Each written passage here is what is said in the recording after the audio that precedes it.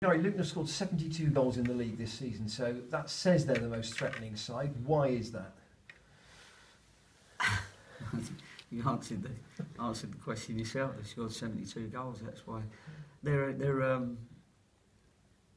create lots of opportunities, and they've got players that can finish those opportunities. And I said from very early on, they're a first division side in the waiting, and that's what they are, and they've proved that many times this season. And they are a dangerous team, especially at home, but away as well. So it's I'm sort of looking forward to it really, just to just to go there, and I'm sure the bookies haven't got us as favourites, so it'll be interesting to see whether we can cause them a problem. Well, you upset the apple cart there last year, didn't you? Yeah, we did, but they didn't. I think they've improved since then. Again, hopefully we have as well. So yeah, we'll have to wait and see what comes up and what happens this time. I think they play a diamond in midfield, which not a lot of sides do. Would you expect them to do that, given who they've got available this week? Who told you that? That's their main shape that they play most weeks. But they interchange. They're a good side for interchanging their positions when they need to, and when they come forward, they commit themselves to come forward. And they do it very well. They've got some quality players that can find the right ball at the right time, and that's sometimes the difference between the top and bottom of the league, and the difference between the first division and the second division, etc. So yeah, we just got to make sure that we're up for it.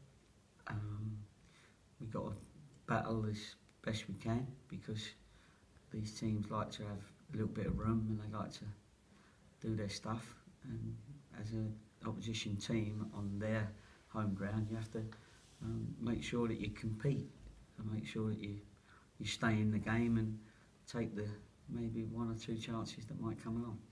I saw a stat the other day, I think, that said 31 of your 39 points this season have come where you've scored first. That only leaves 8, so in a sense you can't let them get their tails up, can you? No, it sounds like it. You can't. And we got to go and listen. I think if you look at all teams, the stats would be pretty similar to that. Teams that score first generally can then start dictating the tempo of the game. Wycombe this week, it was quite even for 30 minutes, and then they scored their goal, and then all of a sudden they haven't got to come out. Their tempo changes because they're one goal up. They know that the opposition's got to score 2, and then they can wait for their chance when the home team, like last week, can't start leaving gaps trying to come out. But obviously the killer was the second goal just before half time, and it allowed them in the second half just to see it out, and we didn't have enough quality on the day to break them down enough. Is this the first week where you genuinely have got 7 loans all available, given that up until now you've had injuries or suspensions, or Jake Andrews part of this baby? Yeah, I think so. I've got to leave obviously 2 out, but they all know that. I spoke to them all, and they're all young lads anyway. We had a midweek game, so it could be that 1 or 2 are not used to playing Saturday, Tuesday, Saturday, so I'll have a look at that. But yeah, they all know and they understand. They came here on the expectation that there may be more than what you're allowed, so therefore 1 or 2 might have to step out for a game or 2. And are you any closer to knowing who your most effective, more physical presence at the top of the team is going to be? Because you've got Adebayo and Odelusi and Wright and Graham to pick from. Any closer to knowing who your most effective starter of those 4 is? Yeah.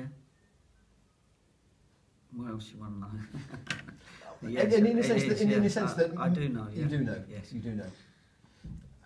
And are you happy that stumped you, isn't it? That's good. What do you expect me to say a name that's better than all the others? You could have said, well, who's the best one that you could play up front? Do you know what I mean? Then I'd upset 5 others. So, good question, but I've answered it. It answered it. Yeah. Okay, this is another good question that you might back. Carl Winchester on our on our programme a fortnight ago said that you started talking with him about extending his contract. Are you any further down the road with that? Who are we talking about? Winnie. Oh, you okay? Well, negotiations are negotiations. Like, you know, it don't take as long as Brexit negotiations. But I've spoke to 2 or 3 players delicately and quietly, and you know, don't really want to be negotiating in public, like same as the government. And what you do is you put your thoughts, they put their thoughts, you bring it together, and you know, nobody said that they didn't appreciate the talks. So at this moment in time, we're obviously concentrating on Luton, but what you do is you put it in somebody's head. You say, look, you're going to be part of the future. There's a couple of the other lads that I've got to talk to very soon. We'd like you to be part of the future. Here's something to think about, and then you let them think about it. They've all got their representatives and probably ask their wives, mums and dads, and then they come back when they're ready. So no, we're comfortable with that. Sometimes you can be in a position where you start offering, you know, some people contracts and some people not, and then there can be a little bit of discontent in the camp if that happens. So, you know, everybody sort of knows where they are. I've spoke to everyone, and I'm sure there's some that are waiting for me to just pull them in, but they know that's going to happen, and I'll do it nice and quick so that everyone knows what their future is. Okay.